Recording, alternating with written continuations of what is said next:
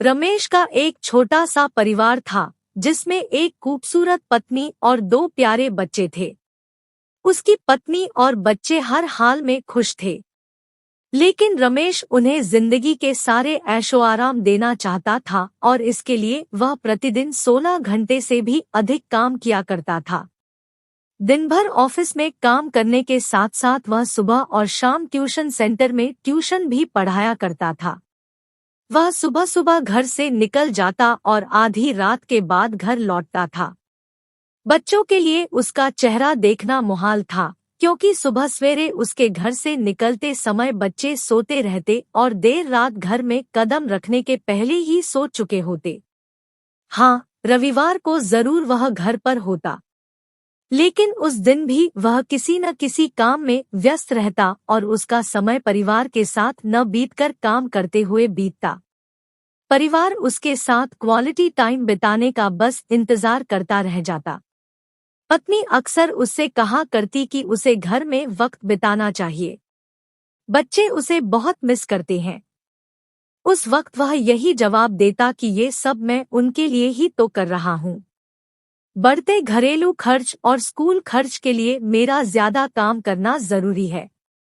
मैं उन्हें एक अच्छी जिंदगी देना चाहता हूँ।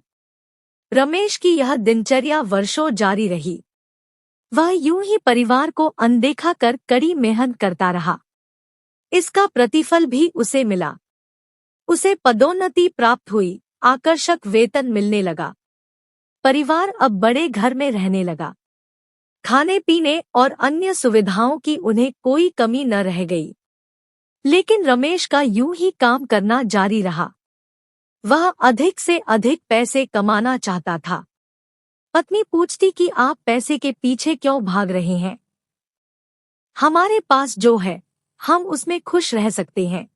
तो उसका जवाब होता कि मैं तुम्हें और बच्चों को दुनियाजहां की खुशियां देना चाहता हूँ। बस कुछ साल और मुझे मेहनत करने दो। पत्नी चुप हो जाती। 2 साल और बीते।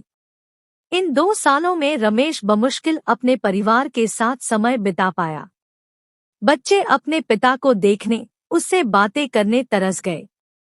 इस बीच एक दिन रमेश की किस्मत खुल गई। उसके दोस्त ने उसे अपने व्यवसाय में हिस्सेदारी की पेशकश की और इस तरह रमेश एक व्यवसायी बन गया। व्यवसाय अच्छा निकला और रमेश को पैसे की कोई कमी नहीं रह गई थी। उसका परिवार अब शहर के सबसे अमीर परिवारों में से एक था। उनके पास सभी सुख सुविधाएं और विलासिता थी, लेकिन अपने बच्चों से मिलने का समय उसके पास अब भी नहीं था। अब तो वह बमुश्किल घर पर रह पाता। उसका अधिकांश समय गहर से दूर बिजनेस टूर में बीतता। साल गुजरने के साथ उसके बच्चे बड़े हो गए। अब वे किशोरावस्था में पहुंच गए थे। रमेश ने भी इन सालों में इतना पैसा कमा लिया था कि उसकी अगली 5 पीढ़ियां शानदार जीवन जी सकती थी। एक दिन रमेश के परिवार ने छुट्टी बिताने समुद्र तट स्थित अपने घर जाने की योजना बनाई।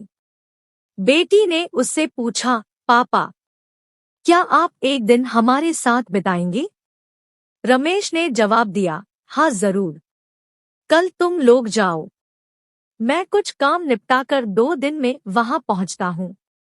उसके बाद का मेरा पूरा समय तुम लोगों का है।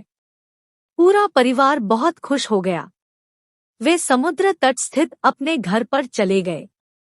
2 दिन बाद रमेश वहां पहुंचा, लेकिन उस दिन उसके साथ समय बिताने कोई नहीं था। दुर्भाग्य से वे सभी उस दिन सुबह आई सुनामी में बह गए थे। रमेश अपनी पत्नी और बच्चों को कभी नहीं देख सकता था।